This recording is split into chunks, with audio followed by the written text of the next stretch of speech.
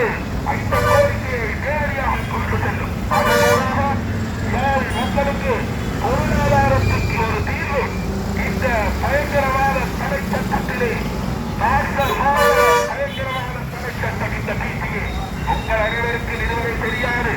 எந்த நேரத்திலும் எப்பொழுதும் நீங்கள் எதுவித காரணமும் பற்றி பயங்கரவாத தடை சட்டத்தின் மூலமாக 10 20 30 வருடங்கள் விசாரணையின்றி சிறையிலே அடைக்க முடியும் என்றும் எத்தனையோ 10க்கு மேற்பட்டவர்கள் எந்த இட காரணங்களும் பற்றி அடைக்கப்பட்டிருக்கிறார்கள். எனவே இந்த அரசு தேர்தலிலே கூறியது போல நாம் ஆட்சியில் கூட கூறினால் நீக்குவோம் என கூறியது.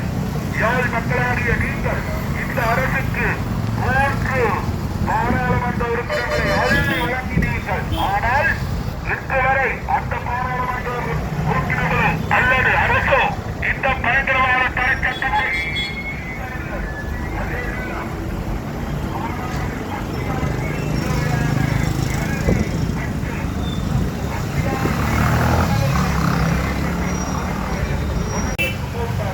இதையெல்லாம் நாம் அரசு பார்த்துக்கொண்டிருப்படியே போகிறோம். இது ஒன்றும் அநீதியான கோரிக்கை அல்ல, அடிப்படை நியாயமான கோரிக்கை.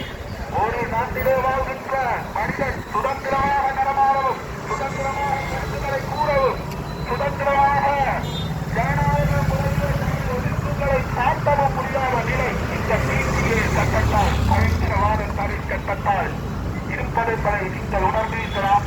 நீங்கள் ஏதாவது ஒரு காரணத்திற்காக விடுதலை புலிகளின் ஆதரவாளர்கள் என்றோ அல்லது அரசுக்கு எதிரானவர்கள் என்றோ இந்த பிசிஏ என்ற சட்டம் இருக்கும் வரைக்கும் நீங்கள் எந்த நேரமும் எந்த கணக்கிலும் விசாரணைகளற்ற முறையில் உங்களை சிறையடைக்க முடியும் என்பதை நீங்கள் அறிவீர்களா?